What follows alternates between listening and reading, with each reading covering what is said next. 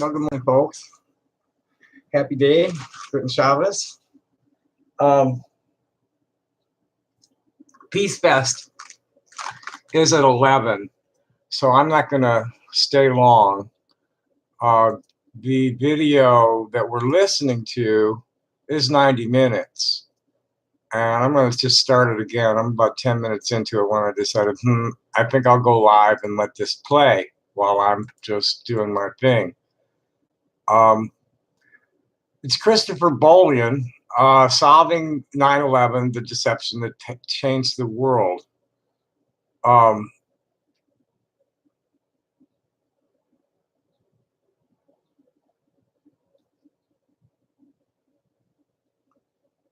It's a speech he gave at the Neptune Beach Library in Florida in 2017.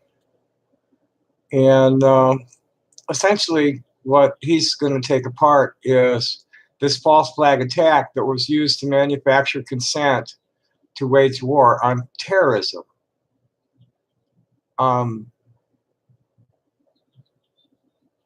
I'll let it go with that and let people just decide for themselves. 1979, and it's called Let's start at the beginning. Basically, not so much about the crime itself of 9/11, but the way that the crime has been used to bring us into the war on terror, the war that we've been in for the last 15 years, and how actually these two things fit very closely together. They come from the same source. They were done for the terror attacks of 9/11 were done in order to make the war on terror become real. The war on terror was in fact planned and prepared decades before. So 9/11 was carried out to kickstart the war on terror, which is a Zionist war agenda of oppression, terrorism, and conflict. When I use the word Zionist, I'm referring to the idea of the Jewish nationalism. Zionism is our people. Zionism is the person who supports the political ideology of Jewish nationalism, which is the state of Israel. The state of Israel was founded and promoted from the very beginning by the Rothschild family, the Rothschild family of France, and the two bankers. So 9/11 was wrongly blamed on Muslims to trick us into supporting an open-ended criminal war agenda across the Middle East, across the Islamic world. The fraudulent war on terror has cost the United States $2.5 trillion. That's how much we've paid already. We are obliged to resist the 9/11 deception and enslavement to the criminal war agenda. I'm really struggling with nicotine addiction, for sure. I'm doing the best I can to keep my nicotine consumption. Let me get the volume of this up some for you. Prior to all of that, I was an Eagle Scout, and I grew up outside Chicago in a place called Chambly, Illinois. Here's the link if you want to watch it yourself. The deception that changed the world. Now, understanding what 9/11 was, it was a highly sophisticated false flag terror atrocity, which employed something called shock and awe. Shock and awe is when you overwhelm a population with something so spectacular, so tremendous, that they are left in awe. And that was done to create fear and rage in the population, to compel us to then support the suggested war option, the war on terror. So starting the war on terror was the primary reason for the false flag terror attacks of 9/11. 9/11 itself was a policy coup that brought us the war on terror and a series of costly wars like this serious situation in Iraq, which it's interesting to note that Americans are fighting in Iraq once again today. We're still fighting there. Currently, the U.S. troops are trying to liberate the city of Mosul from Islamic State. So we've been deceived about 9/11. But 9/11 was just the beginning. The 9/11 cover-up was necessary, was required to deceive the public into supporting this open-ended war agenda against Islamic nations. We will not have peace if we allow ourselves as a nation, as a population, to remain deceived. Because if you're deceived, a nation that is deceived is a nation that's enslaved. If you follow the deception, if you accept the deception, then you will follow the escape that's provided for you to get out of that deception or to get safety, what you think is safety. So the media has imposed on the public this false story that radical Islamic terrorists are to blame for 9/11. This has been the story that we were given from the New York Times and the media from day one. And the only way to liberate ourselves and our nations from this madness, and I can tell you that in Sweden and Europe, the situation is very bad with refugees. We have the largest flows of refugees currently on the road in Sweden and Europe since World War II. But Sweden does a very good job of housing them. But two summers ago, Sweden was receiving 3,000 Syrian refugees per week. It's a lot. Now, what happened on 9/11 was that the Bush administration declared the attacks to be an act of war. That's a legal expression, because an act of war means that the crime was not to be investigated and prosecuted as a crime. Rather, the military would be the agency that would seek justice for the crime. So there was no criminal investigation. This is something most Americans don't understand. There has not been a proper criminal investigation of 9/11. This is a statement by Larry Johnson, former Deputy Director of Counterterrorism at the State Department, on September 28th. He talked about this. This was in the Sun Sentinel, South Florida paper. He said they were extremely well organized. He said these guys, the 19 Arabs, were just committed zealots and willing to give it up for the cause without being key members of the network. They were told what to prepare for, what to train for. They were not the ones calling the shots. We don't have anything in history to compare with this. The only thing that comes close to it is a former Soviet intelligence operation. Now, this is a man who he was understanding already the false identities that were being used by these people in South Florida. There were 15 of the 19 Arabs lived here, and they had multiple identities. People were laying trails for them. And so this person, Larry Johnson, understood that this was a very sophisticated operation, not something that was planned in Afghanistan, certainly not something that was carried out by some Arab students from Germany. Now, our situation is very serious, because if the government and media are lying to us about 9/11, it means that they are controlled by the very same people who carried out 9/11. That stands to reason, because the only people who are benefiting from the cover-up are the actual culprits. A common source. Both the 9/11 terror conspiracy and the war on terror were conceived and planned in Israel in the late 1970s by Israeli military intelligence. First, a little background on the war on terror. On September 20th, 2001, President Bush declared war on terror, saying that every nation in every region now has a decision to make. Either you are with us or you're with the terrorists. Again, the cost of the war on terror, the war fighting alone since 2001 has cost 1.7 trillion, Homeland Security about 700 billion. So it's $2.5 trillion already borrowed money laid out for the war on terror since 9/11. Now you can imagine how far that kind of money would go on improving American infrastructure or schools, hospitals, necessary things. It's been spent in wars in which the United States has no national interest. We have no national interest in Afghanistan. We have no interest in Syria. We have no interest in Iraq. But we've spent incredible amounts of money waging war there, besides the incredible loss of life. Now, the fact of the matter is that even today, even after the Orlando shooting, an American is less likely to die from terrorism as they are from being hit by lightning. But we're spending this incredible amount of money. We're spending $400 million per year per U.S. victim of terrorism.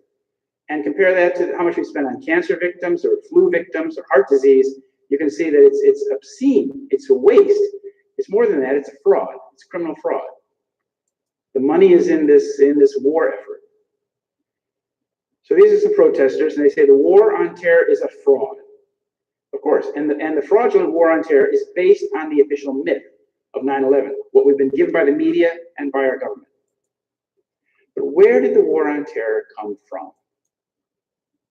Well, I'm going to explain that the war on terror is an evolution of an Israeli stratagem. A stratagem is a device to trick your enemy. The war on terror is an Israeli stratagem, a ploy pushed by Benjamin Netanyahu since 1979 to trick the United States into waging war against Israel's enemies. One of the key advocates of the war on terror is Bibi Netanyahu, the current Prime Minister of Israel. He's the longest serving Prime Minister of Israel, actually. From 76 to 78, he worked for a company called Boston Consulting in Boston, which is a Rothschild-owned company. Then in 1979, he came back to Israel and started something called the Jerusalem Institute, or the Netanyahu Institute. And the first event that they had was in July 1979, and it was called the Jerusalem Conference on International Terrorism. George Herbert Walker Bush spoke there. He was the July 4th weekend, and Mr. Bush was running for president, if you recall, against Ronald Reagan. And George Bush went there and attended the conference and spoke at the final session. And the purpose of this conference was to shift the propaganda, the public understanding of the threats of the world, and it went from civil rights. The switch was to international terrorism. Previously, it had been civil rights. And it's interesting, in this conference in 1979, they tried to blame the Soviet Union for all international terrorism. Now, that's important to keep in mind because, again, we see today this hostility for Russia and the former Soviet Union, which is part and parcel of the same deception. So Bibi Netanyahu made a book out of the first conference in 1979. It's called International Terrorism, Problems and Solutions, I think. Then he wrote another book. These books came out of other conferences he had. He had another conference in 1984, Terrorism, How the West Can Win, and Fighting Terrorism. So he made a career in the 80s of pushing this idea that the Western democracies, led by the United States, had to come to the Middle East to wage war against those terrorist entities who were plaguing Israel. And the logic goes something like this. He said that Israel is being attacked by these Islamic forces because they don't like Western values. And he said Israel is a piece of the West, basically, and therefore the entire West is being hit by this. So therefore the West needs to come to the aid of the outpost of Israel. And this is the same logic they use today. The father of terrorism, our modern concept of modern day terrorism actually started in Israel. And the nation was founded in 1948, very much on the back of international terrorism. And in 1974, a British journalist asked Menachem Begin, the man with the glasses, he asked him, how does it feel in the light of all that's going on to be the father of terrorism in the Middle East? And Menachem Begin, who was from Russia, said, in the Middle East, he said, in all the world. So he was taking upon himself the mantle of being the father of terrorism. He had no qualms about that. And the man in the foreground is, of course, the Prime Minister of Israel, Bibi Netanyahu, who is today the head of the same party that Mr. Begin started back in 1973. And Menachem Begin has a long history of terrorism. He was the head of the group called the Irgun in Israel, in Palestine, pre the state of Israel. And he was responsible for the bombing of the King David Hotel. There's not many photos of it. That's his handiwork there. And Menachem Begin of the Irgun and David Ben-Gurion of the Haganah ordered the bombing, which killed 93 people, including 14 British officers. Now, this particular atrocity was the worst atrocity in Israeli-Palestinian history. It killed 93 people. But what's interesting is that it's very similar to 9/11. It was in this case, what was really occurring was not just hitting the British headquarters. It was also destroying evidence that the British had collected the previous month, and the evidence, the documents, and the evidence they had collected would have basically ended the Zionist enterprise in Palestine because they found that the Jewish agency was involved in terror. So they had to destroy the evidence, and 9/11 was also an act in which lots and lots of evidence was destroyed. So Begin came to Israel from Russia. He arrived in Palestine in 42. He became the leader of the Irgun in 44, and then bombed the King David Hotel in 46. He also committed something called the Deir Yassin massacre, in which an entire Palestinian village was massacred, but the people were blown up inside their houses and things like that. And this was done as a spectacle in order to compel, to persuade the other Palestinians that they better leave rather than face the fate of the people of Deir Yassin. And then he became prime minister. He created the Likud. The Likud he created with his other fellow terrorists. And in 1977, he became prime minister. And then promptly invaded Lebanon. This is the emblem of his group, the Irgun, also known as Etzel. And you can see that they have this notion of a biblical state of Israel, taking up a much larger piece of land than what is today Israel. This is called Eretz Israel, or the Greater Israel. And this is the notion that people from the Likud have, that they have a God-given right to the whole biblical notion of Israel as far as it could expand at any point. So it goes into Jordan, it goes into Lebanon, goes into Egypt, goes into Iraq, even goes into Saudi Arabia. And as you can see on this emblem, it says in Hebrew at the top, Rak Kach, meaning only thus. The only solution is the gun. Only with the gun will we accomplish the territory that we desire. And what's interesting, in this group, the Irgun, comes from an ideology that was promoted by a man named Zev Jabotinsky. And Zev Jabotinsky created something called the New Zionist Organization. He died in 1940, Zev Jabotinsky did. He actually wrote in 1922 that there had to be built an iron wall between the Palestinian population and the Jewish population. And that's what was built after 9/11, if you recall. In 2002, 2003, Trump wants to build his wall. Well, Mr. Ariel Sharon built his wall across the Holy Land. So if you go to Bethlehem today or Jerusalem, or if you go to the West Bank, you'll see this big wall. It's 40 times longer than the Berlin Wall and twice as high. Well, what happened when Mr. Jabotinsky died in New York City is Bibi Netanyahu's father took over that organization in New York City. And his name was Ben-Zion Milakovsky Netanyahu. So Bibi Netanyahu, the Prime Minister of Israel, has been raised in this ideology. And this is what they aspire to. It's called What Israel's Future Borders Will Look Like. We can pause this. It's from an Israeli website. And Menachem. Pause that for a little bit. How are you this morning?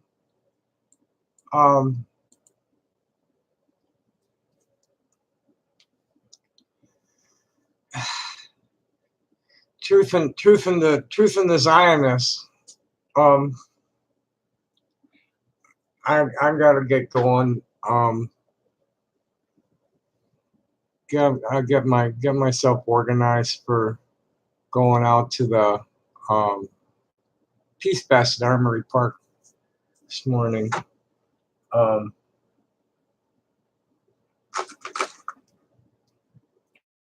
See if anybody's answered anything.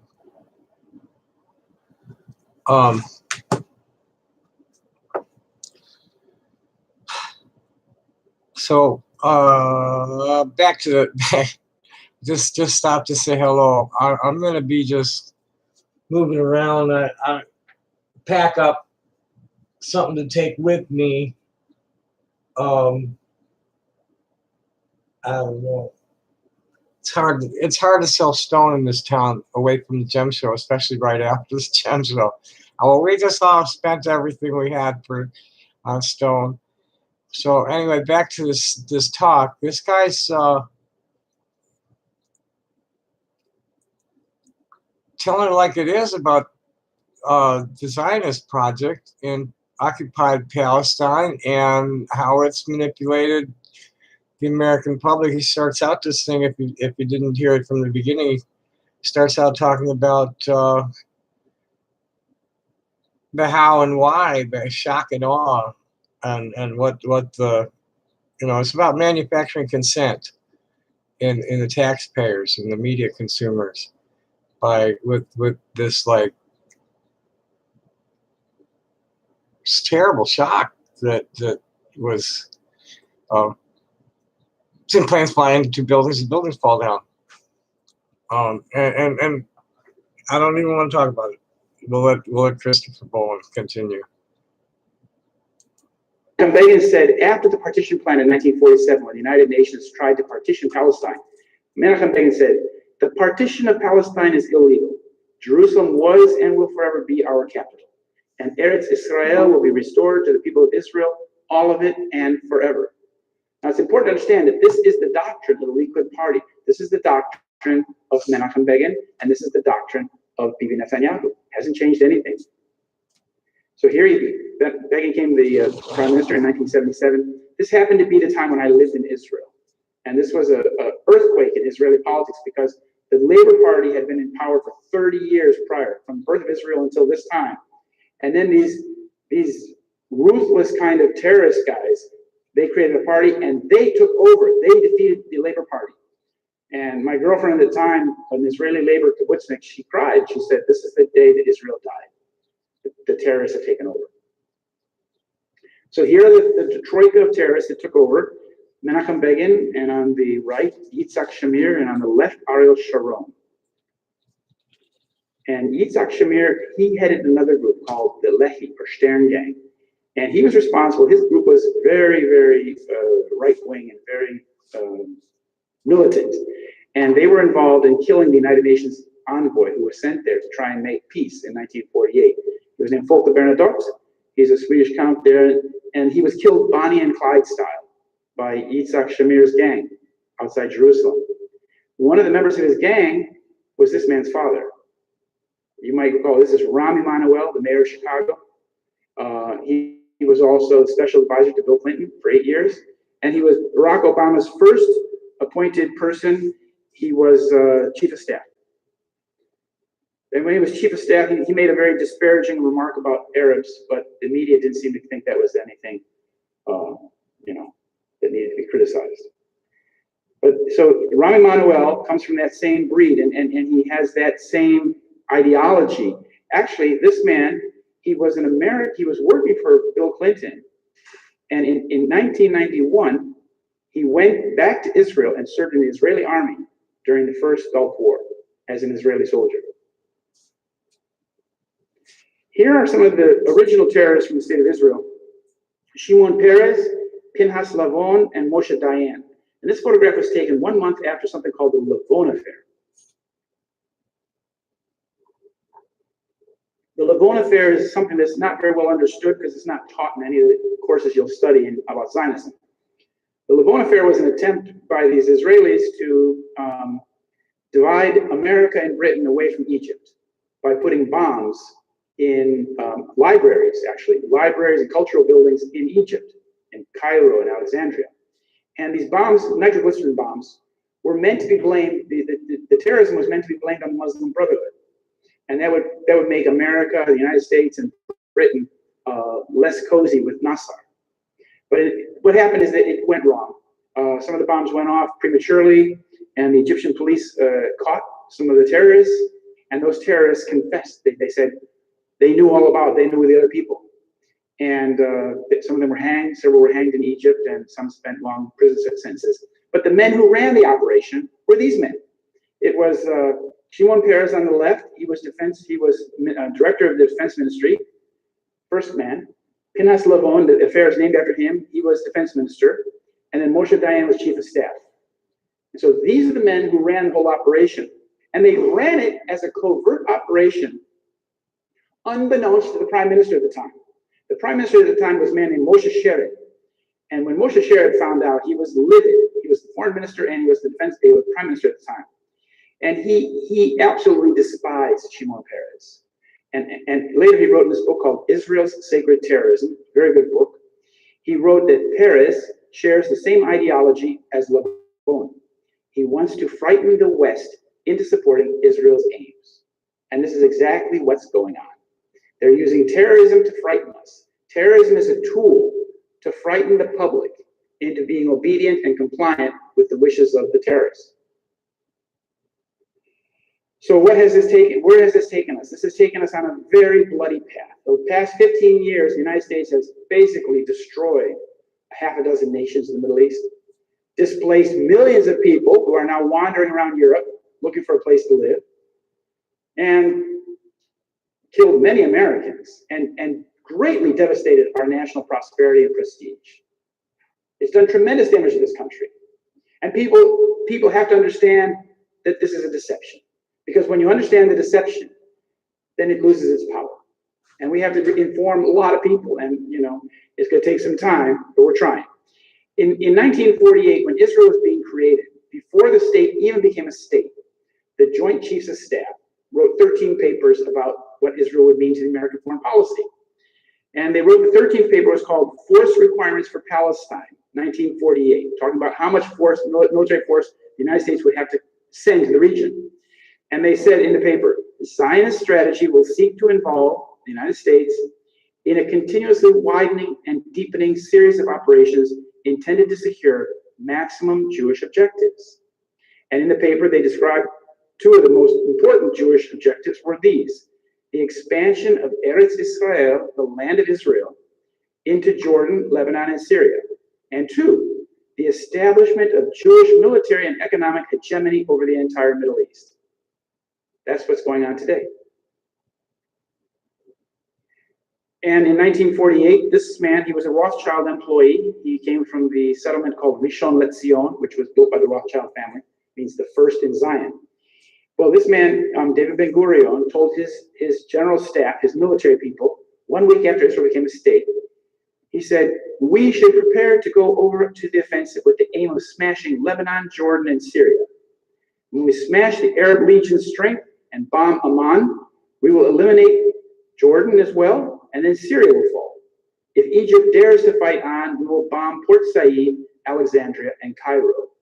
So for a little nation that had just escaped annihilation, he had big plans. And he was calling for, aggressing the entire region. Some people will balk when you explain to them that Israel is involved in 9/11 and you talk about this, they'll say, oh no, Israel wouldn't do that. There's many Christian Zionists in this country who say, no. Israel's our strategic ally. I would just point out they should read some history. In 1967, in the Six-Day War, on June 8th, Israeli military, Air Force, and Navy viciously attacked a ship called the USS Liberty, which was an unarmed American spy ship under the NSA off the coast of Egypt in international waters. And it was flying an oversized American flag. And the Israeli pilots were flying over the ship. They'd been buzzing over it all morning long before the attack began. And then the attack began. They hit with a torpedo in the middle, killing 34 Americans. Then they bombed it, dropped napalm. And there was recently, or a couple years ago, the transcripts came out between the pilots and ground control. And the pilots' ground control in Tel Aviv said, identify the plane, identify the ship. And the planes called back and said, it's American, it's American. And then the command came from Tel Aviv, sink the ship, no survivors. So they intended to put this ship on the bottom of the ocean, but it was one of those old World War II Liberty hull ships, which have good compartments underneath, and it didn't go down. The torpedo went right in the middle of the ship and killed all of the guys down below with the headphones on that were interpreting what the signals intelligence, killed all of them. But the ship didn't sink. But when the Americans tried to put life rafts into the water, the Israeli gunboats were machine gunning the life rafts. They had no intention. They intended the ship to go down the bottom, and had it gone to the bottom, it would have been blamed on Egypt. And this would have brought us very close to nuclear war. That's another story. This was Lyndon Johnson was in the White House, and he was very, very pro-Israel. And so twice, American planes were launched from aircraft carriers off the coast of Greece to rescue the ship. And twice, McNamara and Johnson called the planes back. He said, I will not embarrass an ally. So 171 Americans were brutally wounded on the ship and 34 killed. And that little piece of history is not generally well known in America because it's not taught. It's simply suppressed. So 7 7 countries in 5 years. This is General Wesley Clark. And he went to the Pentagon 10 days after 9/11, he said. And he said, I went through the Pentagon and I saw Rumsfeld and Deputy Secretary Wolfowitz. He said, one of the generals called me in and said, sir, we've made the decision we're going to war with Iraq. And he said, we're going to war with Iraq? Why? I don't know, he said. He said, I came back a few weeks later, and by that time we were bombing Afghanistan. I said, are we still going to war with Iraq? He said, sir, it's much worse than that. We're going to take out 7 countries in 5 years, starting with Iraq, then Syria, Lebanon, Libya, Somalia, Sudan, and finishing off Iran. And he said this in March 2007 in several speeches. Now, you can see from that shopping list, 5 of those nations have already been done. Lebanon is already pretty much broken up along ethnic lines. And really the only one that's left is Iran. And you see with our current president, Donald Trump, he's very gung-ho actually in, at least what he says, in waging war with Iran. Now, waging war with Iran would be disastrous for us and for the whole region. So I hope he doesn't do that. I hope he has enough sense to avoid that kind of thing. But this is a shopping list. Now, whose shopping list is this? What American interest is? Wesley Clark was confused. What American interest is it in overthrowing these 7 Middle Eastern countries? Well, it's an Israeli plan, and it's called the Yinon Plan, named after the guy who wrote it, Oded Yinon. Oded Yinon published this in an Israeli magazine called Kivunim in 1982 in February. And Kivunim is the journal for Judaism and Zionism. It's published in Jerusalem by the World Zionist Organization. That's the very top of the Zionist enterprise. Like I said, that's the state of Israel. Zionism is the ideology upon which Israel is based. And the Yinon Plan, according to the man who translated, Israel Shahak, professor of chemistry, he said it represents the accurate and detailed plan of the present Zionist regime, the Likud, for the Middle East, which is based on the division of the whole area into small states and the dissolution of all existing Arab states. So what it means is something called Balkanization. You break up a country, a big country, and you reduce it to ethnic components, like what we've done in Yugoslavia. Yugoslavia was a large socialist state, in Southeastern Europe, and now today it's, I think, 7 little statelets. Iraq is de facto 3 states today. Kurdistan in the north, the ISIS area, Sunni area in the west, and the Shiite area in the south. Syria is very fragmented. Whether it stays that way or not, we'll see. Tripoli, Libya has been fractured into 2 or 3 pieces. Sudan is now de facto or de jure 2 countries, South Sudan and Sudan. Somalia is chaos. Yemen is chaos. The whole Middle East is chaotic. We don't see it that much because our media is more interested in manipulating our media is more interested in making us stupid. Hello, whoever's here. Good morning. Sari, looky here. Happy day. So what do you think? I've been getting harassed a little bit about not looking girly enough. And it's cold up. It's cold enough outside where this will keep my head warm instead of making me all sweaty. Looky here.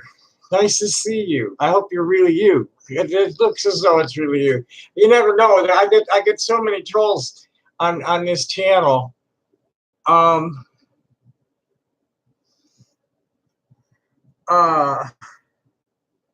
You really ought to check into this thread here at Happy Day. Nice to see you too. You got to check into this thread.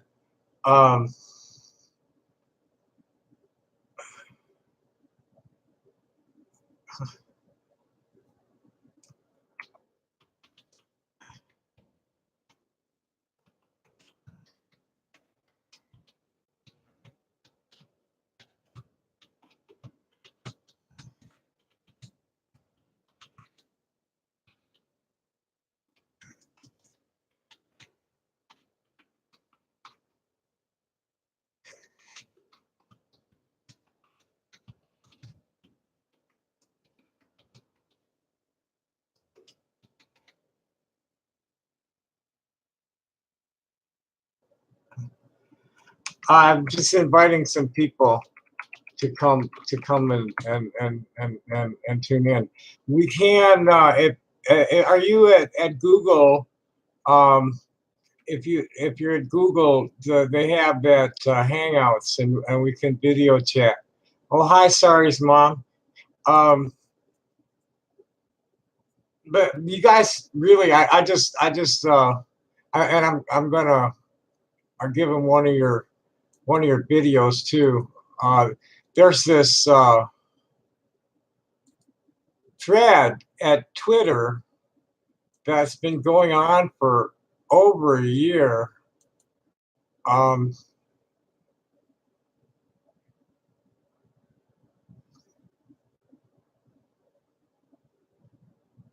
here's a this is there's just there are a lot of people, a lot of the the Torah Jews and the Satmars are joining in at Twitter. And so there's a lot of people, a lot of Jews standing up for like, hey, you guys aren't being very Jewish over there. And the same with, militant nationalism using religions is like in opposition to the religion, be it Christian or Muslim or Jewish, or Buddhist even. Look what the Buddhists did to the Rohingya in Myanmar. Look at what the Hindus, the Hindus and the Muslims or whatever the hell is going on in India and Kashmir and stuff. When will they ever learn? You ought to check this out if you're on Twitter at all.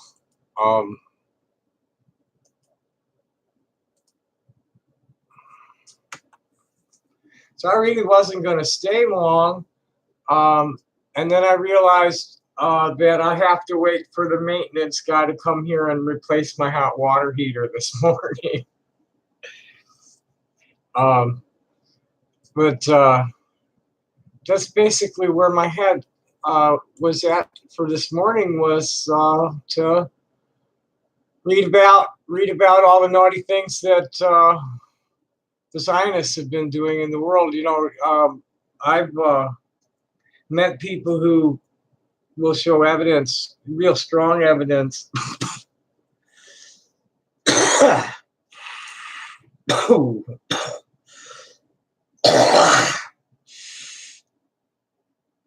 that most of the Arab terrorism, like the Black September gang, for instance, and the Olympics massacre, was really double agents. They just it's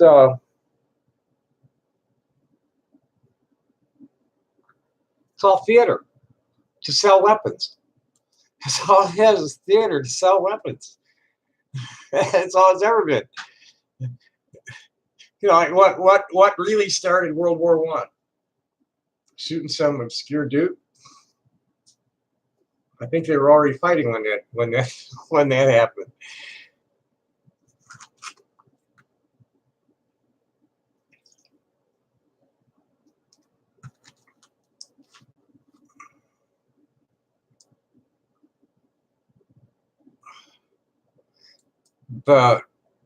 The other one I was listening to this morning, I've been listening to it on an awful lot. People need to hear this from somebody who's a lot more, who's not as like out there as the ultra orthodox. This guy trims his beard and takes off his jacket to talk. He's like a Long Island Orthodox shul rabbi who's been, this Yaakov Shapiro, has been speaking about this for a long time, gone very deeply into the workings of the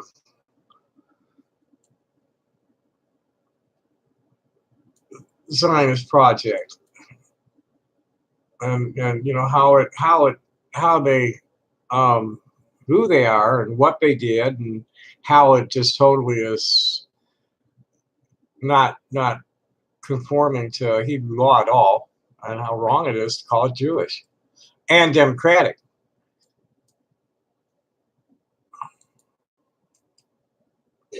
In order to answer that question,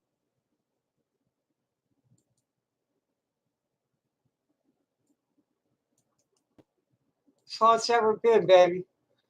The war's a racket. I'm sure you've watched the Smedley Butler thing at one time.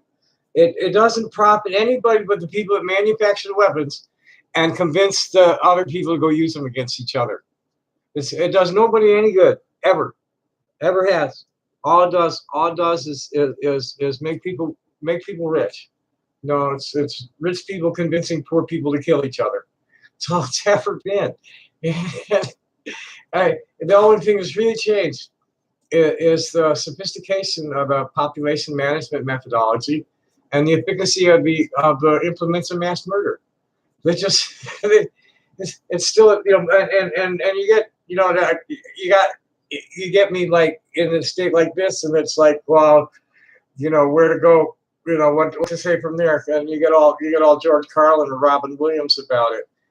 It's just like, why do people continue to buy into that shit? This what I want to know is why do people like still insist that that's the right thing to do when the violence is last refuge of the incompetent. Violence is the dumbest thing to do, and when you violently overthrow one government, you usually end up with a new violent government.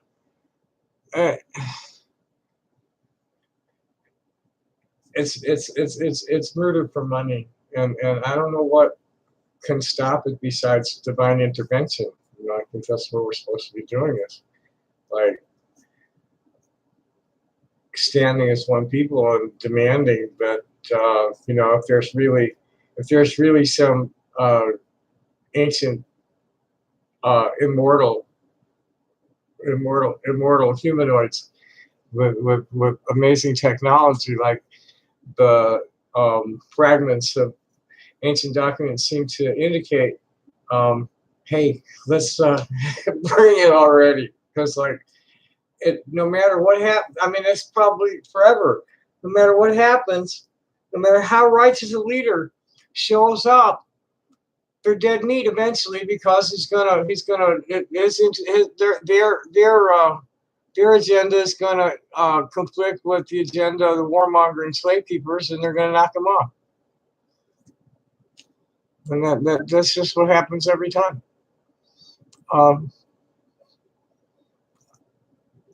But my view on it is industrial fascism, the industrial culture versus the indigenous culture. They're just, indigenous culture works, and then that's, indigenous people have lasted thousands and thousands of years without hardly changing their cultures, because they're adapted to their environment. They're living within, in harmony with nature. And then here comes the industrial culture, and it just doesn't work. The greed, lust, avarice is too much competition. That's one reason this new world order has never really gained full control of the world, is because there's too many other people that would rather have the control for themselves. So it's just, they got too much competition. They can't solidify their power base. There's too many people that rather be the ones in control.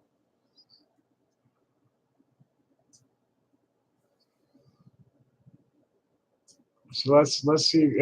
I don't want to ramble. Some give me some input. Yeah, this is my statement. I've been sharing the Asimov quote, where he said, this is Zionism. His take on Zionism and nationalist hubris. He said, as usual, I found myself in the odd position of not being a Zionist and of not particularly valuing my Jewish heritage. I just think it's more important to be human and have a human heritage, and I think it's wrong for anyone to feel that there's anything special about any one heritage of whatever kind. It is delightful to have the human heritage to exist in 1,000 varieties, for it makes for greater interest. But as soon as one variety is thought to be more important than the other, the groundwork is laid for destroying them all. And this is so similar to what we were laid with, is that Judaism is a way of life. We're given a set of rules to live by, and you do it. You greet life circumstance as it comes, in a prayerful way, and with blessings and thanks for the good experiences, and blessings and thanks for living through the bad ones. And and it's not, we when we look at our history, that it's not that we were supposed to, we're looking at our history as when the Jews were governing the land, they didn't uphold God's law. And because of that, we were scattered and told to go live in the world according to God's law, but in secular society, as citizens of those countries. And that's what, we were supposed to be, that was what we were chosen to do, was like, hey, you fucked up here. You go live in the world, and you just do it like it's supposed to be done. And I'll reward you greatly when I get back. And the Zionists didn't listen. Judaism survived for all these thousands of years because of that, because of the righteousness that we reach for. We're the essence of the faith is to love God and love each other, and never do to anybody else what we wouldn't want done to ourselves, and to learn and teach and build and be kind and share. This is Judaism. Someone was going off about usury, saying the Jews, no, these are Zionists, the people that disobey God and go and try to be greedy and assert their will over others without their consent. That's not Judaism.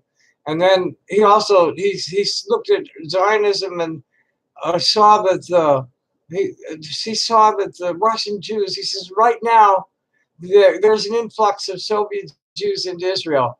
They're fleeing because they expect religious persecution, yet at the instant their feet touched the Israeli soil, they became extreme Israeli nationalists with no pity for the Palestinians, from persecuted to persecutors in the blinking of an eye. It's sad, it's what Einstein, this is another favorite quote that, let's see if I can find it quickly. It should be on my page. Einstein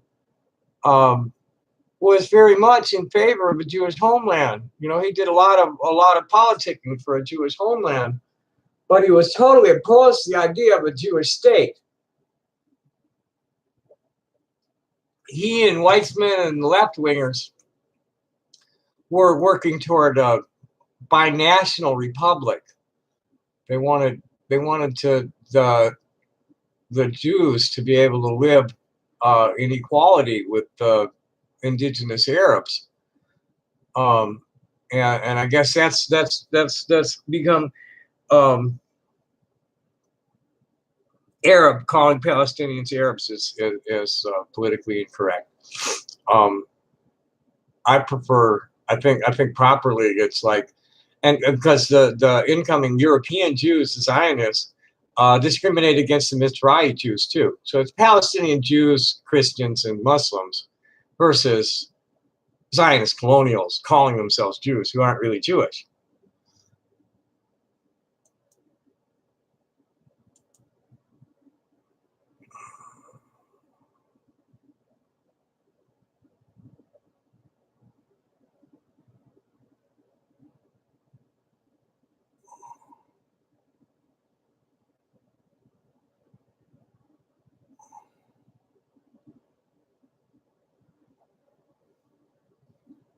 Mm-mm-mm.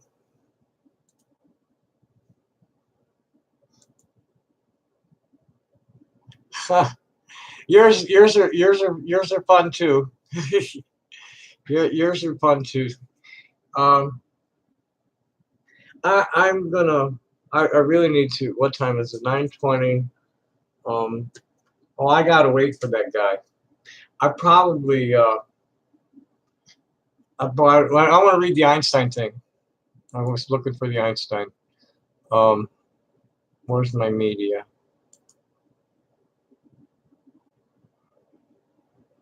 Where are my pictures?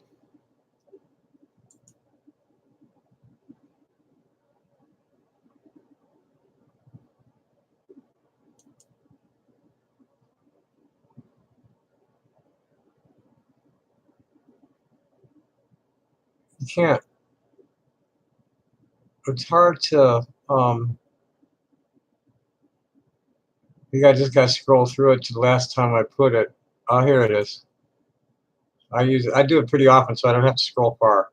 Here's Einstein in 1938 said, "I would rather see much rather see reasonable agreement with the Arabs on the basis of living together in peace than the creation of a Jewish state. Apart from the practical considerations, my awareness of the essential nature of Judaism resists the idea of a Jewish state with borders, an army, and a measure of temporal power, no matter how modest. I'm afraid of the inner damage Judaism will sustain, especially from the development of a narrow nationalism within our own ranks, against which we have already had to fight without a Jewish state." There was a lot of fighting in the 20s and early 30s.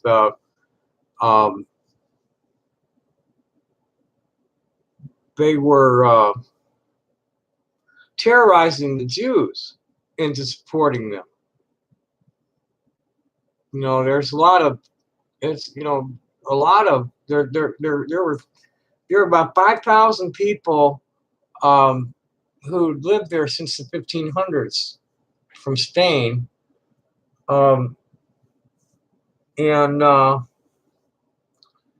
there was always a certain number of people that went there, like Franz Kafka, for instance. He didn't go there because of any nationalist, and he spoke out against the nationalism too. He went there because that's where he wanted to, that's where his Jewish heart led him. But the nationalism wasn't at all part of it, and he was opposed to that. And I think there's not many people interested in this, and I really probably need to be focused on getting ready to go. So thanks for coming, and happy day. I'm going to cut it out here. Bye bye.